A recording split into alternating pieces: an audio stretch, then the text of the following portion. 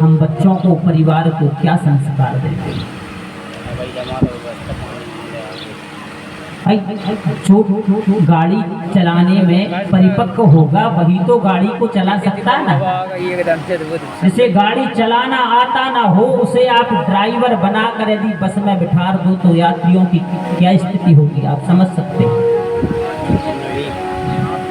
कहीं पर भी जाकर उस गाड़ी को वह पलट देगा क्योंकि उसे ज्ञान ही नहीं। तो परिवार बच्चों को संस्कार देने के लिए सर्वप्रथम परिवार के मुखिया का संस्कार होना जरूरी।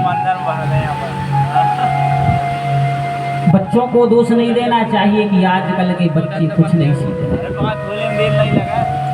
बच्चे सीखने से नहीं सीखते, सिखाने से बच्चे सीखने वाले नहीं हैं, बच्चे देखने से सीखते।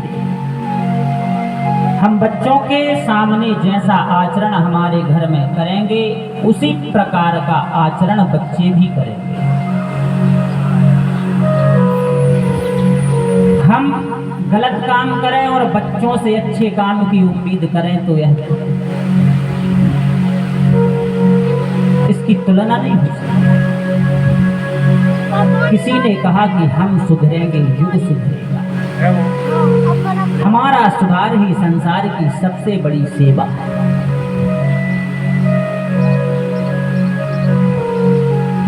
तो कल्याण रूपी वृक्ष की जड़ है सत्संग और यही इस वृक्ष से उत्पन्न होने वाला फल है। सत्संग से जो उत्पन्न होगा वह आनंद रूपी फल सत्संग से प्राप्त होगा। बाकी जितने भी साधन शास्त्रों में कहे गए कि योग करें, तप करें, समाधि लगाएं, नाना प्रकार के सद्कर्म करें, यह कल्याण रूपी वृक्ष के फूल हैं। तो ये भी उसी वृक्ष में लगने वाले, लेकिन यह कल्याण रूपी वृक्ष के पुष्प हैं। तप करना, भजन करना, अच्छा आचरण करना, यहाँ तक यदि जीवन में कोई सिद्धि भी प्राप्त हो जाए तो जिसदास जी ने कहा कि यह सिद्धि भी फूल ही है इस कल्याण रूपी वृक्ष की।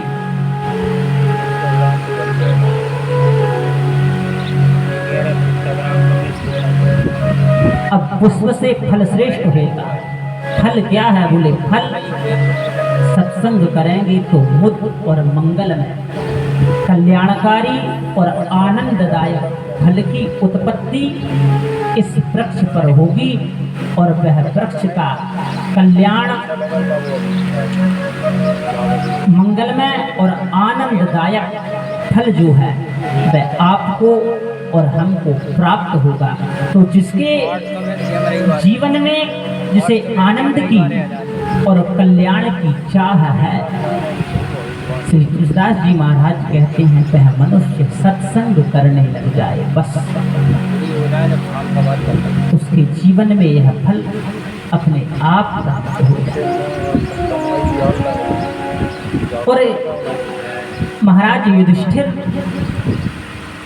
और महर्षि मार्कंडे, इनका भी यह सत्संग चल रहा है और हम अपनी मानसिक यात्रा में हैं, मां नर्मदा की मानसिक परिक्रमा कर रहे हैं। तो कल जहाँ पर हमारी परिक्रमा की यात्रा में हमने विश्राम किया था, वहीं से अपने प्रसंग को शुरू करते हैं। माता कुब्जा एवं मां नर्मदा के पावन संगम पर कल आप और हमने अपनी यात्रा में विश्राम लिया। अब मां नर्मदा का चिंतन करते हुए, मां नर्मदा का मनन करते हुए ही से हमारी यात्रा को आगे बढ़ाएंगे और मां नर्मदा आज जहाँ तक इस यात्रा को आगे ले जाती हैं यह उन्हीं की कृपा पर निर्भर करता है।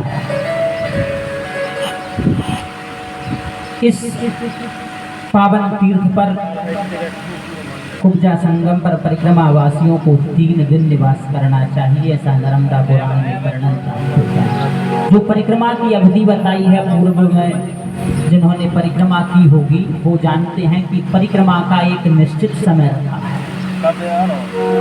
3 वर्ष 3 महीने और 13 दिन, यह परिक्रमा करने की एक निश्चित अवधि है। पहले इतने ही दिन में लोग परिक्रमा करते थे पूर्व काल में, लेकिन अब धीरे धीरे लोगों के पास समय का अभाव होता गया।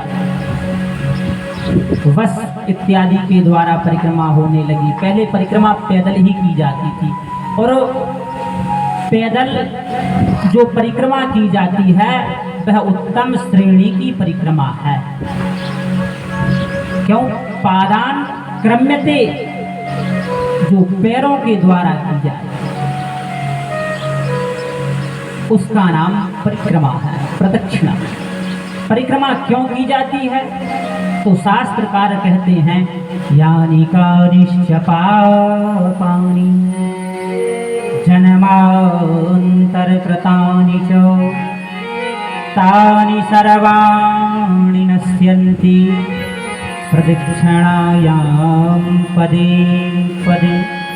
यानि कानिश्च पापानि, जो जीव जन्म जन्मांतर में जिस पाप राशि को संग्रहित किया वह पाप राशि न जाने अनंत जन्मों से कितनी एकत्रित हो गई है, और मां नर्मदा की कृपा से, भगवान की कृपा से यह दिव्य मनुष्य देह मिला। तो इससे मां नर्मदा की परिक्रमा इसी उद्देश्य से की जाती है कि हे मां, यह पाप राशि नष्ट हो जाए। क्योंकि एक एक पद पर परिक्रमा करने से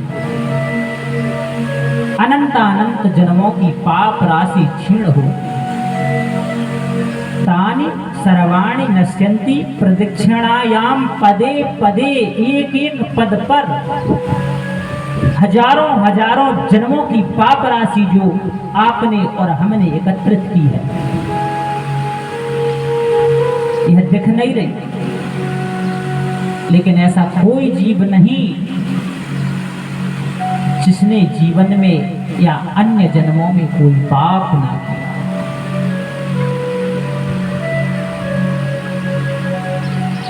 तो परिक्रमा करने से वह पाप नष्ट होते हैं।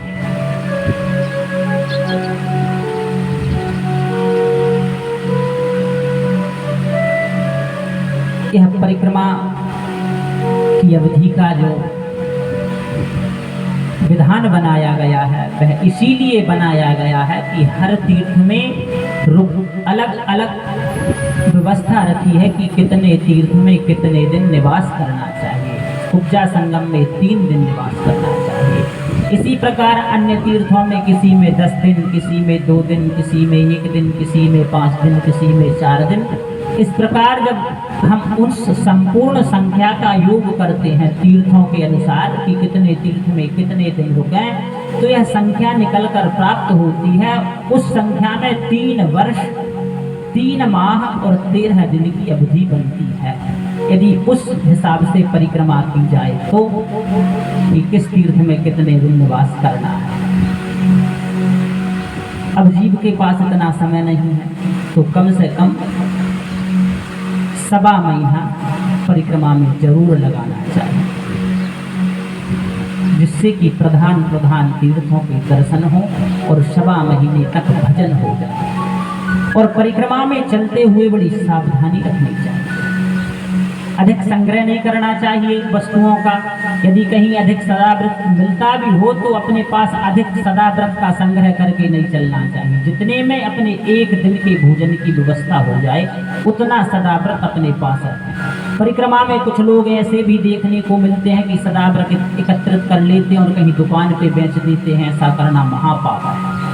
यदि आपने मां नर्मदा के सदाव्रत को लेकर और कहीं यदि परिक्रमा में बेच दिया और उसके पैसे का अपने लिए उपयोग कर लिया तो परिक्रमा में हमने पुण्य नहीं किया, हम बहुत बड़ा पाप करे आए।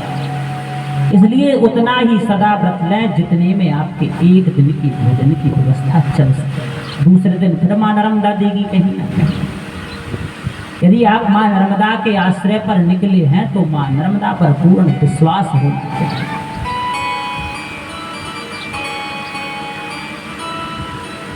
अधिक सदाव्रत का संग्रह ना रखे, प्रातःकाल माँ के जल में ही स्नान करे और हो सके तो पीने के लिए माँ नर्मदा के जल का ही सेवन करे यदि संभव हो तो। माँ नर्मदा के जल का सेवन करते हुए, माँ नर्मदा के तट का सेवन करते हुए प्रातःकाल माँ नर्मदा की पूजन करे और फिर यात्रा प्रारंभ करे। फिर जो कुछ माँ नर्मदा की कृपा से प्रसादी प्राप्त हो, प्रसादी को पाकर सायंकाल फिर जहाँ पर सूर्यास्त हो वहाँ पर विश्राम करें, माँ की आरती करें और माँ नर्मदा का चिंतन करते हुए, संसार की चिंता ना करते हुए माँ नर्मदा की गोद में ही सो जाए। इस भाव से निद्रा की स्थिति में चला जाए कि माँ मैं आपकी गोद में सो रहा हूँ।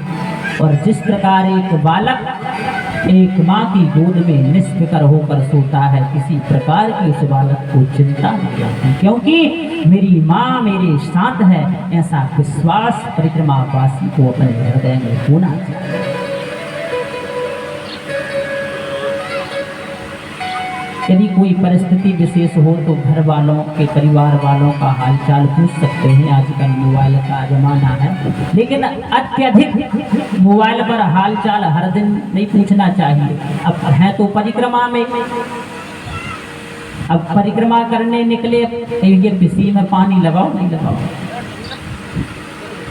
तो जब तक परिक्रमा में है संसार की व्यवस्थाओं का ध्यान नहीं जाना चाहिए। घर पर क्या हो रहा,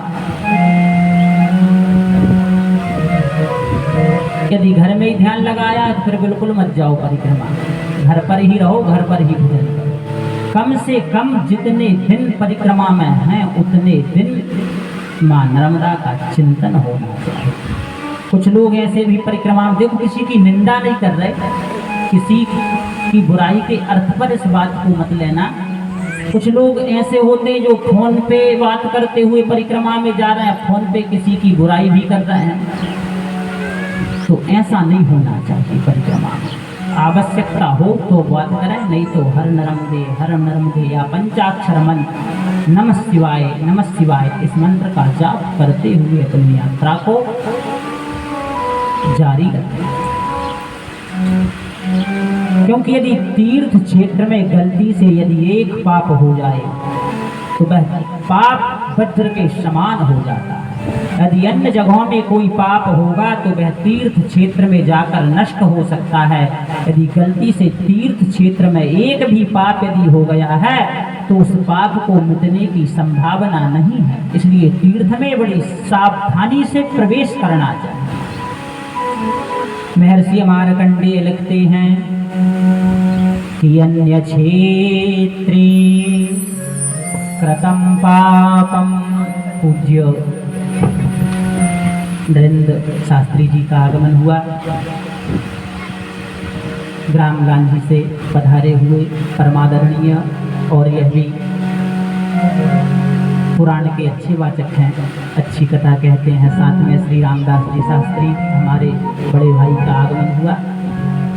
माँ नर्मदा की बड़ी कृपा है, यदि संतों का, ब्राह्मणों का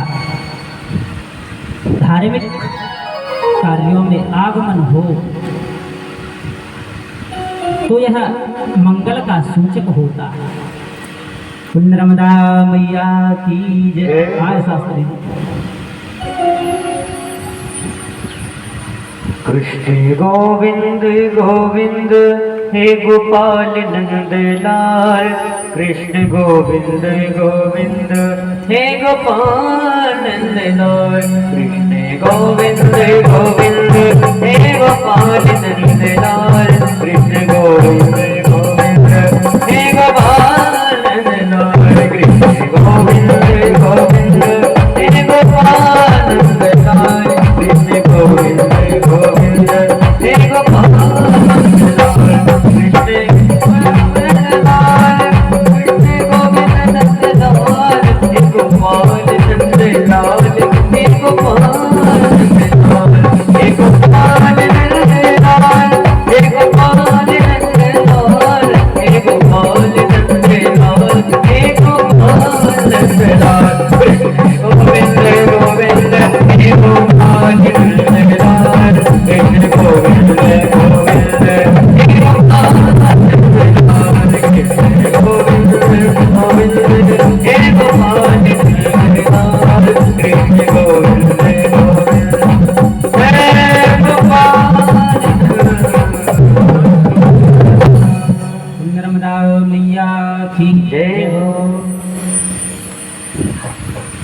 क्षेत्रे कृतं पापम तीर्थ क्षेत्रम विनश्यति, और तीर्थ क्षेत्रे कृतं पापम वज्रद्वीपम भविष्यति। यदि तीर्थ में गलती से भी यदि एक पाप कर दिया जाए, जानबूझकर तो कहना ही क्या, गलती से भी नहीं होना चाहिए।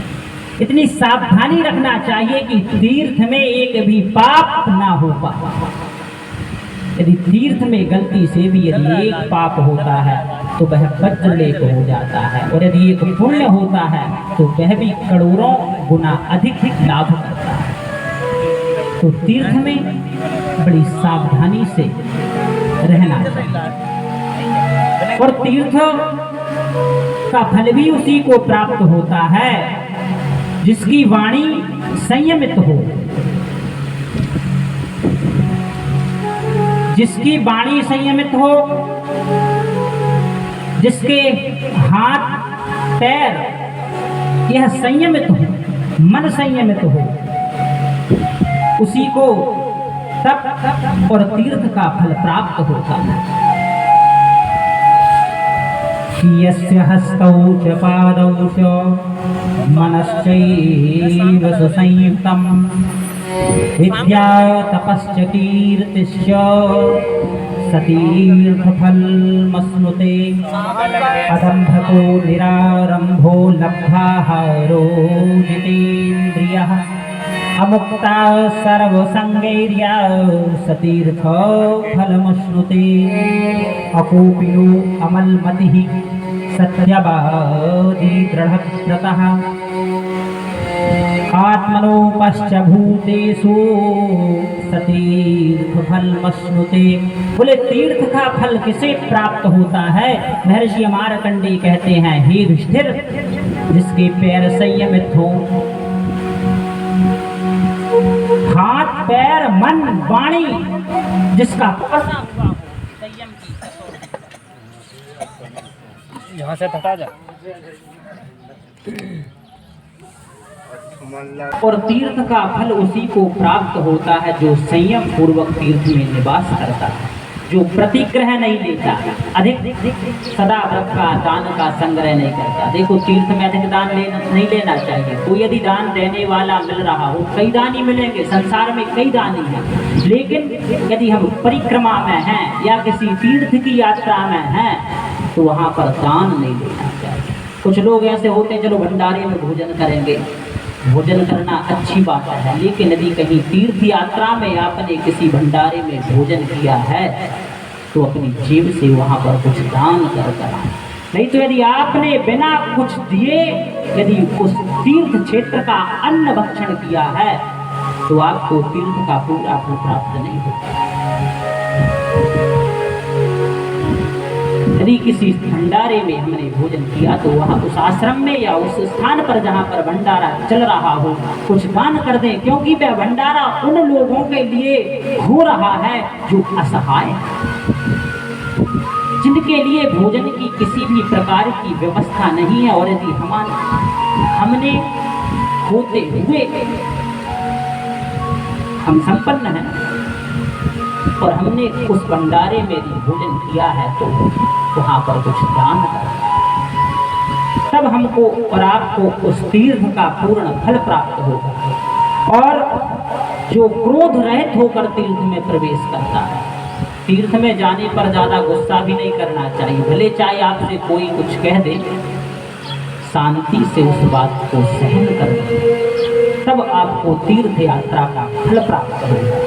और दृढ़व्रतः, जो लिए हुए व्रत को दृढ़ता से धारण करने वाले हैं, ऐसे लोगों को तीर्थ का फल प्राप्त होता है, नहीं तो तीर्थ का फल आधा हो जाता है। तो ऐसी परंपरा मां नर्मदा की परिक्रमा में संयम पूर्वक मां का भजन करते हुए चलना चाहिए।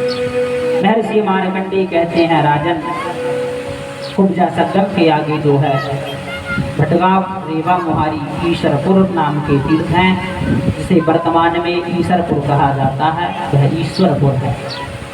और इसके आगे रायन एवं फलकमती नदी का जो है मां नर्मदा में संगम हुआ। आगे पांडव द्वीप, यहाँ पर पांडवों ने तप किया है। और आगे गौघाट है।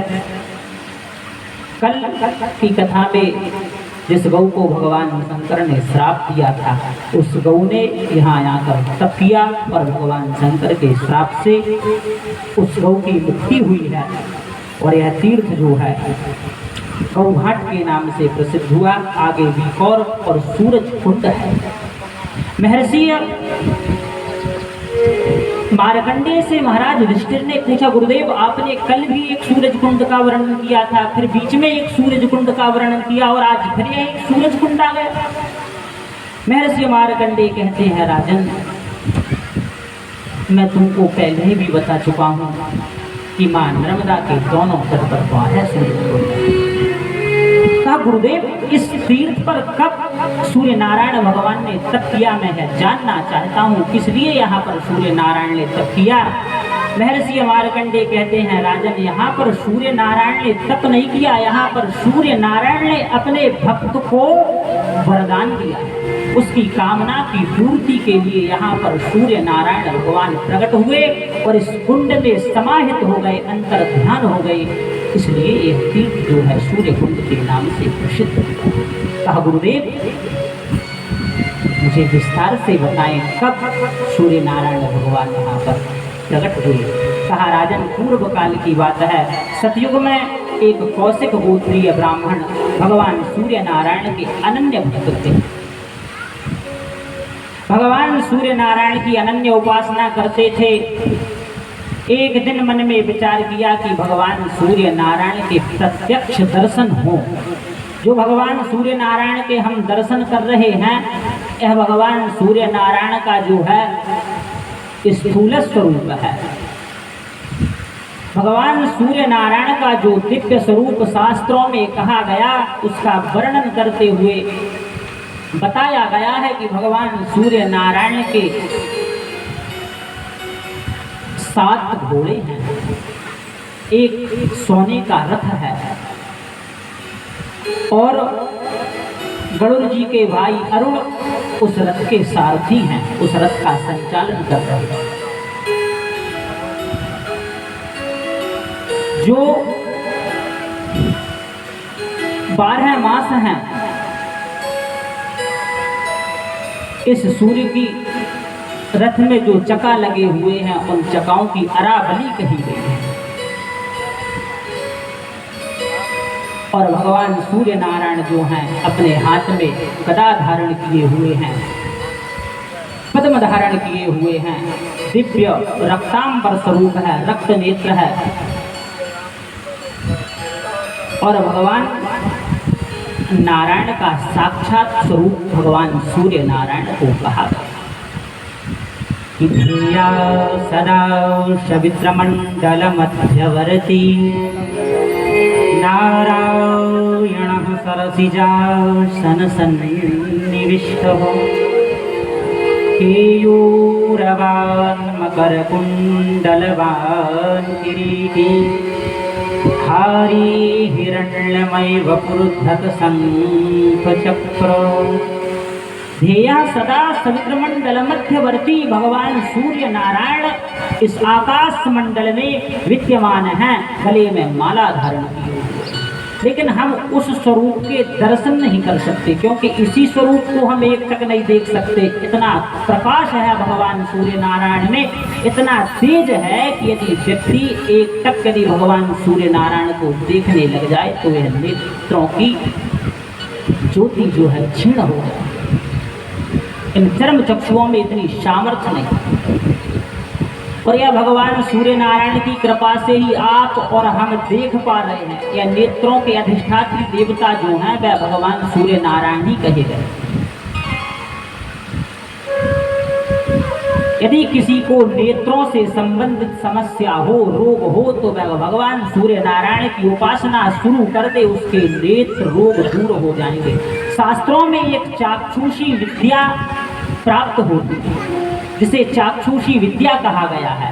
यदि कोई मनुष्य जिसकी आंख में कोई तकलीफ हो, उस चाक्षुषी विद्या का पाठ कर कर भगवान सूर्य नारायण को जल दे तो उसके नेत्र रोग ठीक हो जाए। कौशिक गोत्रीय ब्राह्मण ने भगवान सूर्य नारायण के दर्शन करने के उद्देश्य से भगवान सूर्य नारायण की आराधना प्रारंभ कर दी। मां नर्मदा के